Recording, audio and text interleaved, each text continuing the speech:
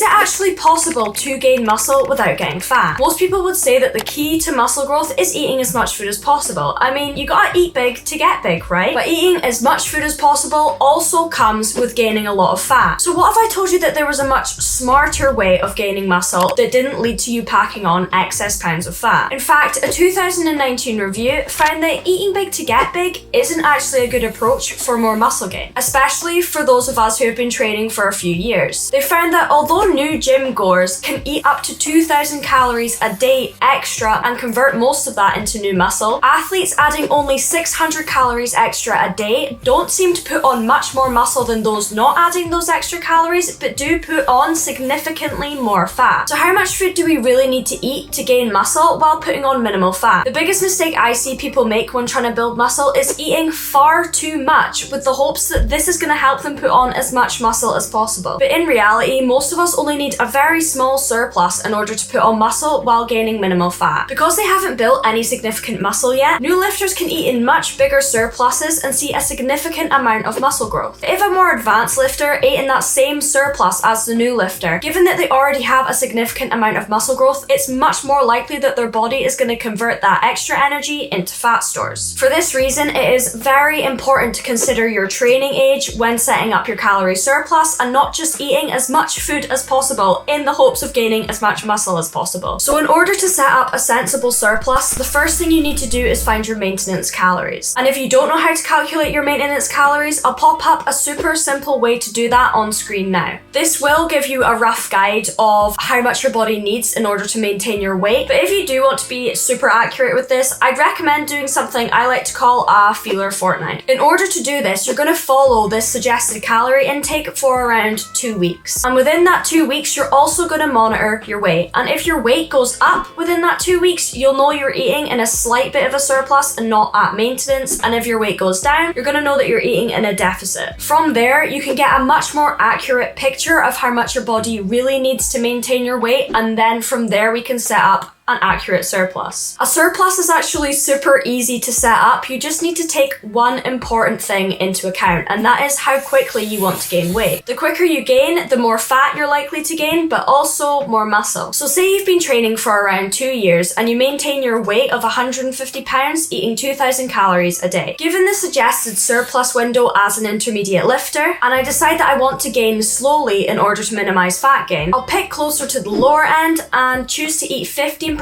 more than it takes to maintain my current weight. So from this, here's how I would calculate my new daily calorie target. First, calculate 15% of your maintenance calories. Then, add that calculated number onto your maintenance calories. This would leave me eating around 2,300 calories daily, which would have me gaining around 0.6 pounds per week, right in the ideal range for muscle growth. Since we want to gain as much muscle as possible while eating more, it makes sense to eat a high protein diet, around 1 gram per pound of body weight. But what's often missed when setting up a surplus or a deficit is the importance of carbs in building muscle. Despite what you may hear, carbohydrates are actually super important in the muscle building process. Not only do they give you extra energy to fuel your workouts, but they also have a protein sparing effect, which stops your body using muscle for energy by providing glycogen instead. And to choose your exact carb intake from your calories, it would make sense to scale it from your work effort. To make this more simple, around 1.5 to 2 grams per pound of body weight should allow us to cover all bases here and fuel our training. Now, of course, as time goes on and as we gain more weight, our maintenance calories naturally just changes due to metabolic adaptation, which means after a period of time, we may no longer be eating in a surplus, but actually at our new maintenance. So for this reason, it's a really good idea to find a way to track your progress to make sure you're still gaining muscle week from week. You can do this using either a weight scale, tape measure, or progress pictures, or better yet, all three. Using a scale can be really helpful to see if you're generally gaining weight, but what the scale doesn't show you is if that weight gain is from fat, water, or muscle. That's why taking progress photos or measures of yourself alongside those weight trends is a really good idea in order to see how your body is changing week from week and if you're preferentially gaining fat or muscle. And if your weight gain begins to plateau, as a general rule of thumb, exam, if you've gone 2 weeks without seeing any increase on the scale, or you look exactly the same in your progress photos, probably a good idea to add around 100 to 200 extra calories and see how your body responds from this in order to keep pushing that muscle building process. And in order to see minimal fat gain here, it's a good idea to add in these extra calories in smaller increments, and then adjust as necessary in order to match your weekly weight gain goal. But let's just say you have been eating in a sensible surplus and you're still gaining more fat than you are muscle. Well, this actually brings me to the next biggest mistake people make when eating more, and that is not training hard enough. The whole point of being in a surplus is to promote better muscle recovery than we would normally get eating at maintenance. And more muscle recovery means more muscle growth. So if you're not going into the gym and actively trying to progressively overload on your lifts week from week, you're really wasting your time eating extra calories. And in order to make sure you're actually progressively overloading and not just adding weight every single week, here is exactly what you're going to do. Let's use hip thrusts for an example. Say your target is to reach muscle failure between 8 to 10 reps for 3 sets. If you lift 110 kilos for 8 reps to failure one week, aim for 9 reps next and 10 after that. Once you hit 10 reps, that is your cue to increase the weight slightly so you can come back to 8 reps to failure. Essentially, to progressively overload here, you're cycling through, starting at the low end of your rep range, working your way up to the top, adding weight, and then bringing yourself down back to the bottom of that rep range again. Another really important point I want to add here is find a workout routine that you can stick to personally for 8 to 12 weeks. If you're constantly changing up your exercises, you won't be able to track if you're improving week from week, making progressive overload and muscle growth much harder to monitor. And while focusing on muscle gain, it's also super important that you do not skip your cardio. Not only does cardio boost your digestion when you're eating more, it can also ramp up your metabolism and prevent excess fat gain. Opting for lower intensity options like walking or cycling is probably a good idea, as these forms of cardio are likely to support muscle gain without draining too much of your energy. So now we know exactly how to gain as much muscle as possible while gaining minimal fat. How long do we do it for? Now, this is going to be pretty individual and will depend on how fluffy you're willing to get while eating in a surplus. But as a general guide, as your abs start to get a little bit more fuzzy, it's probably time to enter a cleanup phase or a mini cut phase. During this phase, you generally have 2 main options. Our first option is to find out how many calories you need a day to maintain your new weight and eat at that amount. And for our second option, after you've maintained for a few weeks and your body has settled into its new weight, is to create a small calorie deficit. This deficit will help us trim back on any excess fat that we have, revealing all the muscle you've worked so hard to build and prime your body for the next phase of building muscle. But if you're interested in how to get shredded and maintain those shreds after a gaining phase, I'll pop up a video now that I recently filmed on the topic. But yeah, that is all I have for you guys today. Don't forget to comment down below if you found this video helpful. Let me know what you want to see next, and I'll catch you guys in the next one.